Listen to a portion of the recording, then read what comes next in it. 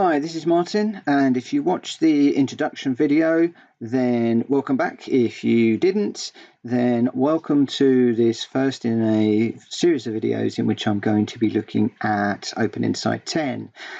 This is a video that I wasn't necessarily planning to do, but when I did the OpenInsight 9 series of videos a long time ago, this is the video that everybody said I didn't do. So here it is. In this video, we're going to be looking at downloading OpenInsight 10, installing it, and just setting it up for use to follow through the video series that I'm going to produce over the next few days, couple of weeks, however long it takes.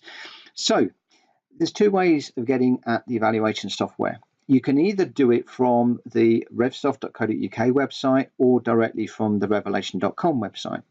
We're looking at the RevSoft site here, and we can get to the page by simply clicking on the Get Started option at the top right hand corner here, and then the Get Started button, and that will take us straight across to revelation.com and straight onto the evaluation page. Now, there's just a few things to note on this page. I mean, firstly, it talks about the 30-day evaluation and what's included within the evaluation software, which is basically everything. Certainly everything that we're going to need over the course of these videos. But I just want to look at the requirements. So requirements are fairly light for OpenInsight, but we do need 64-bit. So regardless of whether you're installing this on a workstation or on a server, you need to have a 64-bit operating system. So at the time of producing the video, we're talking about Windows 7, 8 and 10 on the workstations or standalone laptop, and Windows 2008 release 2, 2012, 2016 on the server, again all 64-bit. We'll also be supporting later versions, and if you're looking at this video in a few months or years time, whatever, watch the system requirements here, because this will change as the system requirements change. So we might find that Windows Server 2008 ceases to be supported by Microsoft, so we drop it off, but we support Windows 2018 or whatever the next one is. So just keep an eye on those software requirements and make sure that you comply. The memory and the graphics are fairly light, but I do want to bring your attention to the Microsoft.NET framework that we need to have installed. If you're not sure whether you've got it installed, drop to the control panel. In Programs, turn Windows Features on or off. On my machine, don't know about yours, I'm running Windows 10. It's just at the top, the two frameworks. Just make sure that you've got those enabled in your operating system and you should be good to go. The next thing that we need to look at is the authorization code. You need an authorization key to install OpenInsight, so click the link and that will take you across to an O4W page in which we can enter our information. So I'll drop my name into here, and we do need the red items. So I'll just put in here Boundary House, Boston Road, and that's in London. And we don't have a zip code, but I'm not going to bother with that because we have postcodes in the UK. We'll change that to United Kingdom. We do need a phone number, so I'll put the office one in there, 0208 912 1000. And of course, we do need an email address because Revelation are going to email that through to us. It's nice to let Rev know what database you're using currently. Most of you will be developers, and I work exclusively in OpenInsight. And the number of licensed users that you've got for that database, so I'll just go 30 for this.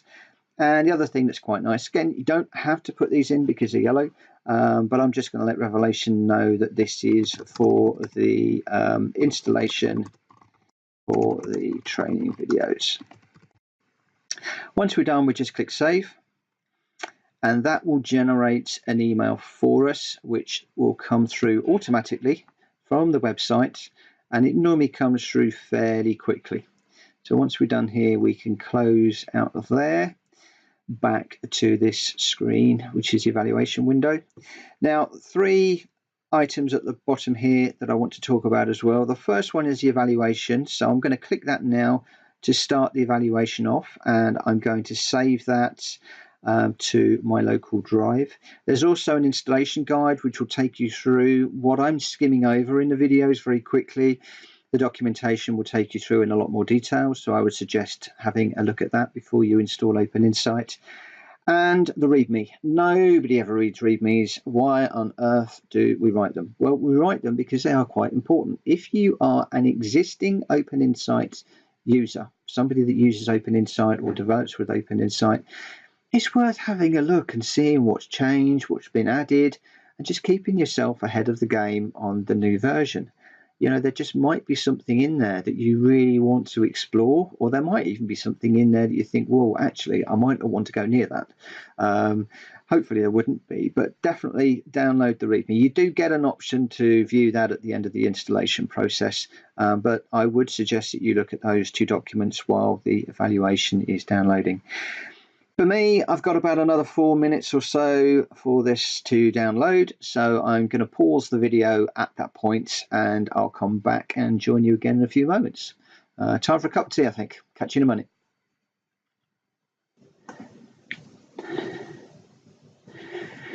Okay, so we have downloaded, so we can open the folder and right mouse click and extract all. Just select the default location and that will extract the installation files for us. Okay, so let's get rid of the old window. And the files that have been extracted for us is the setup.exe file. We've also got an authorization license renewal document we don't need to worry about.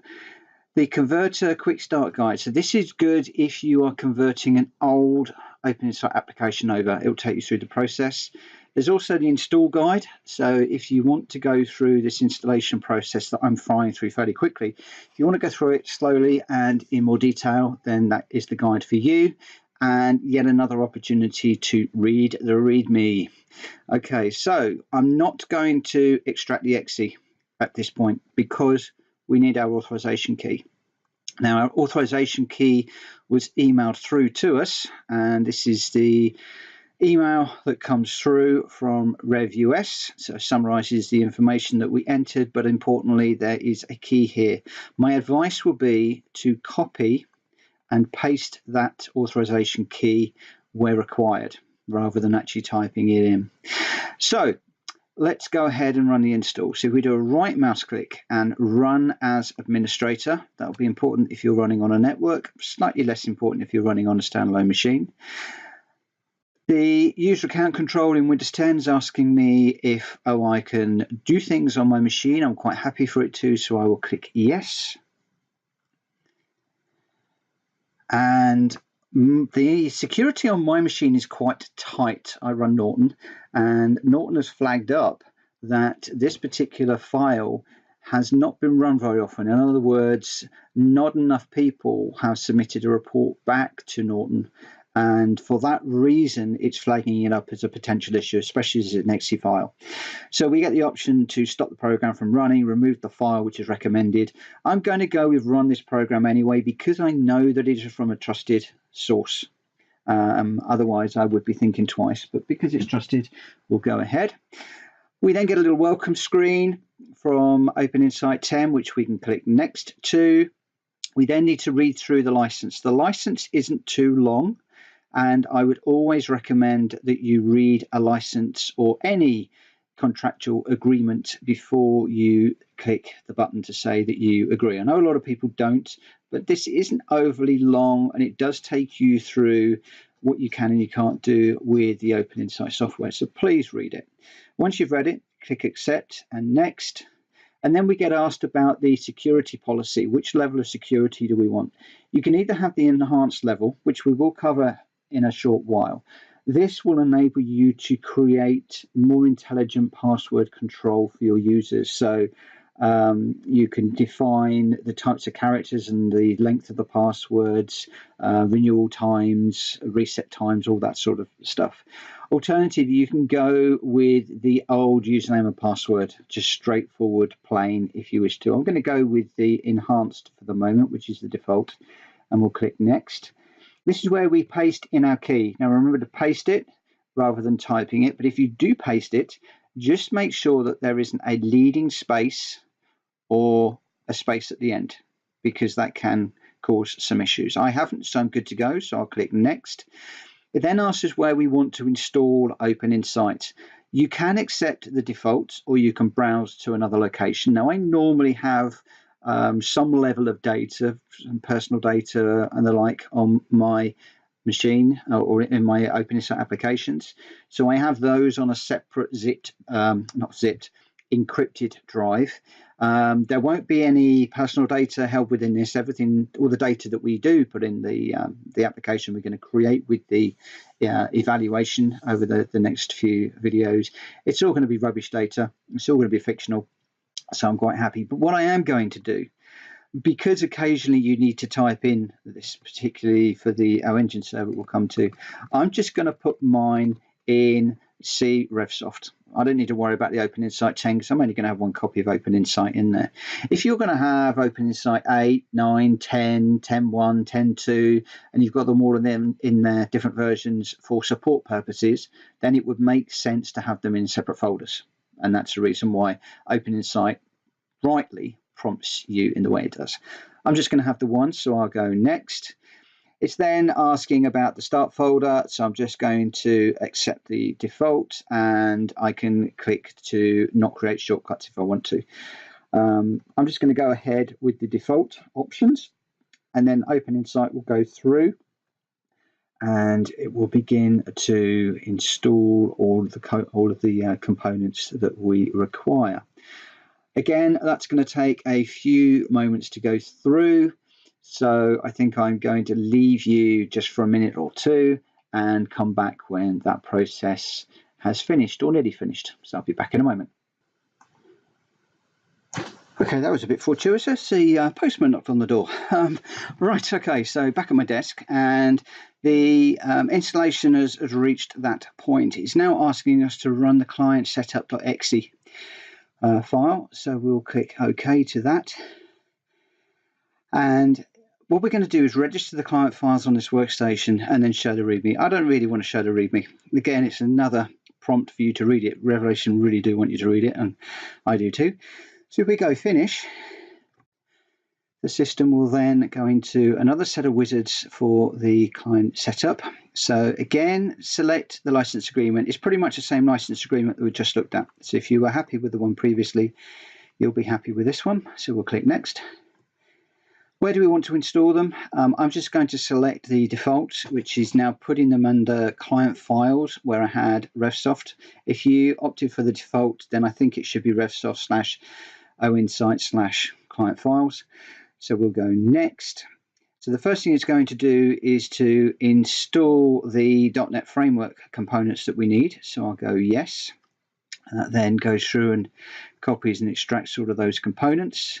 Tells us that they were successfully installed, and then we'll go on to the next one. Now the next one I think is the .NET stuff. Yes, it is. So it's the Revelation.NET. Now because I've already installed OpenInsight 10 previously, I've got some of these components already registered.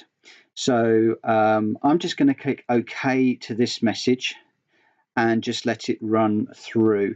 Just do the same. It's the same procedure. You're going to get a component that needs to be installed. Do you want to install it? Yes or no, move on. All very, very intuitive. Once you've finished, yet again, it asks you to show the README. So just for the moment, for time, I'm just going to uncheck that and click finish. The evaluation copy that we've just installed expires on the 24th of June, so we've got full 30 days and other information. You're going to get this message come up quite a fair bit when OpenInsight runs. So that's OpenInsight installed. Now to run it, we go into the programs here that recently added, and what I'm going to do is to pin this to the start menu. So I've got that one there. In fact, what I'm going to do is I'm going to link it on the desktop, because obviously we're going to be dropping in and out of here quite a bit. And I'm just going to change this to OpenInsight 10 eval for videos, just so that I know, because I've got one for a project I'm working on, the clinic application, which is the one we're going to build, another little demo that I started, probably not going to finish. And then RATS is the CRM system, the one that runs my day at Revelation. So I've got quite a few copies on here. So let's go ahead and launch OpenInsight. Again, we get that warning, and then we're straight into the welcome screen. Now in here we can run the examples application by changing the username and password to examples and examples, or we can just go into sysprog. So for the moment I'm just going to go sysprog and sysprog, and we will launch OpenInsight. Now, there's one thing that I would like to configure before we go too much further. If I go into the consoles and the management console, you're going to find that it's not going to work. We're just going to get a big white screen, and it says waiting for HTTP localhost, blah, blah, blah, blah, blah. That's because we haven't installed the OEngine server. So let's just come out of OpenInsight. The installation of the OEngine server is fully documented. If we navigate to where our OpenInsight is installed, if I get the right folder, so RevSoft, in the Documents folder, there is an OEngine server configuration guide in here, and that will take you through the whole process in a lot more detail than I'm going to. But before we go any further, one of the first things we need to do is we need to make sure that we've got Java installed. This is linked from the guide, so you can go straight into this page and just make sure that you've got the right version of Java installed for your machine. Now I have, so I'm not going to worry about that too much for the moment. There's a couple of ways of installing and running the OEngine server. So to install it, if you go to where OpenInsight is installed, again, let's put these back around in the right order. Under OE server, there's an install service.bat file. Now I'm not going to do it because I've already got it installed, but you execute that and that will go ahead and install the service on your machine. And you can then run that from the services option, the services application, by scrolling down to OpenEngine Server version 10 and click Start. Or you can have it to automatically start if you want to. If you right mouse click and go to the properties, then you can set it to automatic with a delayed start. So that means your machine will boot up faster.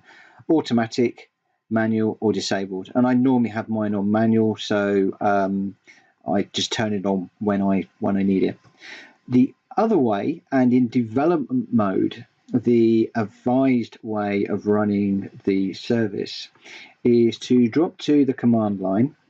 And you're going to have to bear with me because I'm not a command line person, and I often get confused. So it's CD / to get back to C, and CD / RevSoft. You could probably have done that all in one hit, but like I said, I'm not very good with all this command line stuff.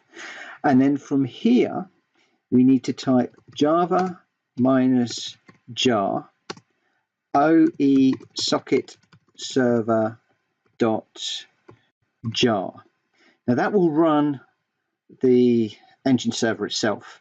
However, if you're running in development mode, if you do -d space 3 and hit return, that will then run the socket server in what we call debug mode, and it's logging everything that's going on. Lots and lots of information here. I'm not technical, so it means nothing to me, but if the guys at Revelation need to give you some help, maybe something's not quite working, then they're going to want this information so that they can help you a bit further. So this is clearly the preferred way of running it. So if we now launch OpenInsight with the server running, and we log into, I'll just go into sysprog again. I thought that was wrong. SYSPROG in caps.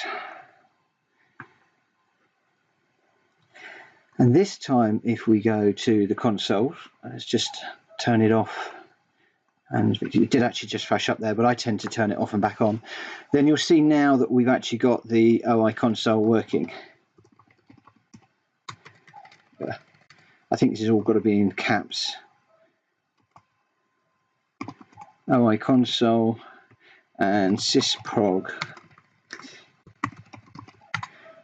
And then we are into the console manager, logging all of the information about our system. So it's worthwhile setting up the OE server at this stage. I think it's one of the first things to do. Okay, so let's just close out of there. And while we're here, we need to just look at some environment settings. So if we go into the settings, the application settings we don't need to worry about.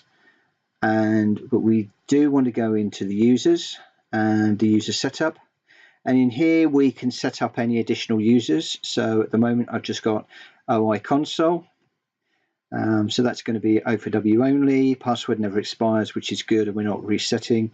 Sysprog, again, just make sure that password never expires, etc. And then if we want to, we can add a new user, and I usually set myself up. So I'll just set myself up as Martin, and I'm going to set my full name, so Martin Phillips. I'm going to set myself as OI and O4W. My user level is going to be systems administrator. I'm going to give myself full level. The OpenInsight level, the O4W level, I'll just leave as none for now.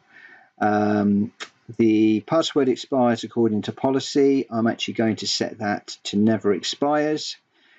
The user is disabled, no, for obvious reasons. I'm going to add in my password, not my usual. So, if anybody wants to copy that, feel free. And the force of password reset, I'm going to set that to no. And then when we're done, we can right mouse click and save and close. Now, the other thing to do with the users is to look at the policy setup. So in here, you have got the full list of policy parameters that you can set, and you can give them different policy names and whether it's enabled or not. So in here, we need to have a password with a minimum length of 8. There needs to be at least one uppercase. There needs to be at least one numeric, one non-alpha numeric, how long it runs before it expires, etc., etc. And you can also set these are required if the password is less than however many characters. So if you've got a password policy where somebody uses a sentence, then you may well not need to have these parameters in there. But you can make things as hard and as complicated as you wish. You can also set up a list of invalid passwords. So you could have in here password. So, you wouldn't be able to use your passwords and different things like that. I'm not entirely sure how all this works. I haven't got my head around it. So this is invalid passwords table. That may well be a table in the database that has a list of invalid passwords. I'm not quite sure. I might need to come back to that. But you get the idea. There's a whole load of policy information that you can set, and there will be documentation to help you to set all of that. I'm just going to run with the default, so I'll just cancel out of there.